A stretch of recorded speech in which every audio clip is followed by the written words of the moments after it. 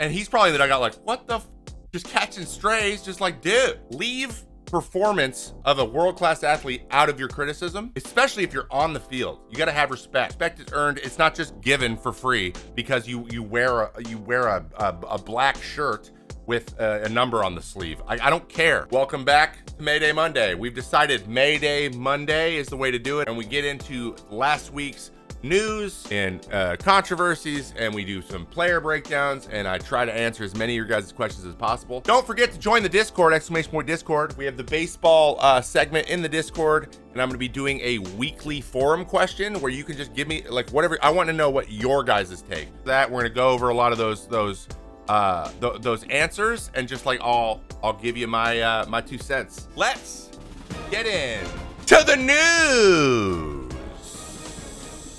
But just make sure you guys are going give John Boy love and making sure you throw the sub. Interact in every way you possibly can. Follow them on everything. All right.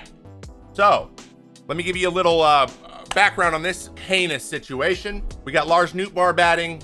Orioles up 3-0. Who do we have behind the plate? My front runner for the next Angel Hernandez, and that is Laz Diaz. You know, let's let Jimmy give us the gist here. Bottom of the third inning, first pitch outside, called strike one to Lars. Ball. Third pitch also outside, fights Cutter. off, fouls it back, works the walk. Nope, that's strike three. Says all three. And he would be correct. All 3 of those pitches were very clearly balls. Let's see how this goes. The next at bat starts, and now Lars it's Nootbar. Love that guy. All fucking 3, all 3. You know, and I'm just like, wait, what did he say? All 3? And then we have a little bit of a hot mic here because that pitch is also it's the same pitch, so he's consistent. We got to give him that. He hears the dugout barking today. Uh-oh, there we go. Yeah. Okay, so I have an issue with this right here. I don't think you can say, huh? Stop. Today. Because huh is like, give me an answer. And then, okay, stop. That's usually the warning. You can't say anything else. But then he follows that up with, huh? Extremely based out of Jimmy here. You can't ask a question and then say, don't answer the question. Called an oxy dum-dum. All fucking 3 were off the plate. And then he gets ejected. All he's but like, he kind of invited here him we go to again. say it again. So now another thing to pay attention. I don't really have a problem with the guy behind the plate. I understand that was kind of a weird thing, but you know, he said fuck. Like if you say fuck, you're probably gonna get thrown out. If you're asked to repeat yourself and then you add a swear word in there, you're probably gonna get thrown out. That's mostly what it was about. I mean, that's pretty consistent. Most guys do that. There's nothing weird about that. Then Laz, who is the crew chief, because he's just been around the lot. Okay, so here's the deal. Laz Diaz. There's a few guys who make it about them, and Laz is one of them. And he has an issue, and I've heard this anecdotally from a lot of players that I played with, that they'll argue with him. They'll say, hey, I had that here. He'll be like, no, it wasn't. I'm right. Like, he'll be like that. He'll be like, nope, I'm right. Okay. And then be like, all right, we'll go back and look at it. We'll see. Great. Next day, the person goes back and looks at it. It's very clearly wrong. He goes to home plate. He's like, hey, you check it out yesterday? Or he gets to first base, whatever, where Laz is, or at third base. He's like, hey, I checked it out. You check it out? He's like, yeah, I did. I'm right. No, you're not. So he just doubles down when he doesn't, like, when there's no consequences. He just deny, because nothing will ever happen, right? So he's that's the way he is. And he likes confrontation. So here we go. Watch this. Now Laz comes in to get in between because he's the crew chief, he's the veteran umpire, and Marmal is just gonna very quickly tell Laz, get the fuck over there. Get the fuck over there. Points to him, and he's just saying all 3. Listen, all 3 of those. No, all 3 of those. All 3 of those were off the plate. And he's got a point, and Laz is really protecting this umpire. Both broadcasts were like, hey, he made the calls, and he ejected the manager. Why is he getting this much protection? Laz is grabbing him. This is like really fast. Yeah. Usually the crew chief gets like you got to let it happen for a little bit, and then when the manager like refuses to leave, then you go and go, all right, here we go, and then you take over. And now we got hot mics again, which turned out to be pretty wild because Laz shit talks Nootbar. Here, I'll just let it run.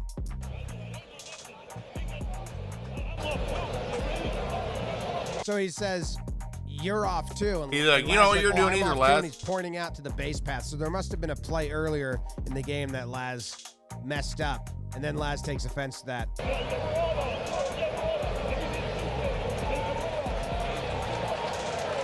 Oh, I didn't know he said it twice. So he goes, he's hitting 2 effing 10. He's hitting 2 effing 10. How about that, huh? How about that, huh? So Laz then says, hey, you be quiet. He's hitting 210. He's hitting 2 effing 10. So remember, we just said the thing about saying F words, right? If you swear when you're asked to say the thing again, you're probably going to get tossed. But now we got Laz just throwing F-bombs out. And what does Laz get? Nothing. You can't throw Laz out. So he gets to just yell it, but no one else does. So here's the issue. I had this has always been, and this was me as a player, and now I'm not a player, and I still feel this way a lot. The players are the only reason anyone's at the games. The only reason. It's the only one. No one's there to see you, Laz. Leave performance of a world-class athlete out of your criticism, especially when the situation's over. You got to get your last barb in. Fuck that. That pisses, like, that made me generally mad, especially from this fucking guy who cannot admit that he's wrong ever. All right? Yeah. Okay. Anyway, moving on from that, that was one of our fun news stories. Secondly, another one. We had a lot of angry elves this week. Pham slides in at home plate against the Brewers. Now, I've seen a couple tweets like saying that Pham instigates, and clearly by this video, he does not instigate, at least from the slide. The slide, he just he looked genuinely surprised, but we'll see. Here's the play in question. Joke swinging at that first pitch, high in the air to left. It is shallow. Pham tagging. Here's the throw to the plate. He's out. And Contreras is barking at him. Tommy Pham barking back. And now home plate umpire Edwin Jimenez has to hold back Pham. He's not backing down. He doesn't like that. We ain't taking that from the Brewers. I don't care how many L's we got this year. We ain't taking that. Now, I don't know who's in the booth for the White Sox, but he is hot. Let's break this down real quick. He just picked a side to slide to because he didn't go in hard. He barely went in at all. He was like, oh, I'm toast. Right here, he's like, oh, I'm out. Dang.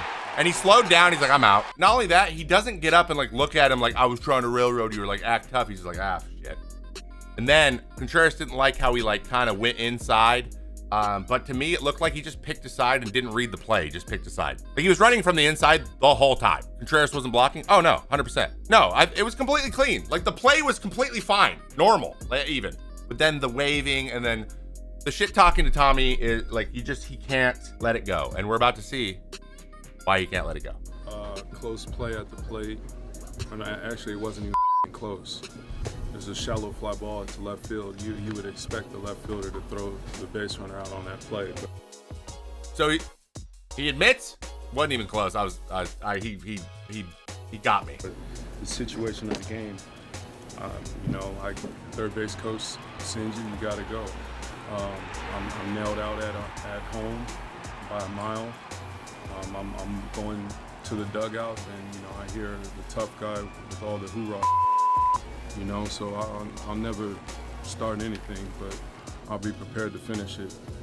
There's a reason why, I do all kinds of fighting in the off season, because I'm prepared to somebody up. So you can take it as what it is. I'll be honest. I'm terrified of I'm terrified of Tommy Pham. I'm terrified of him.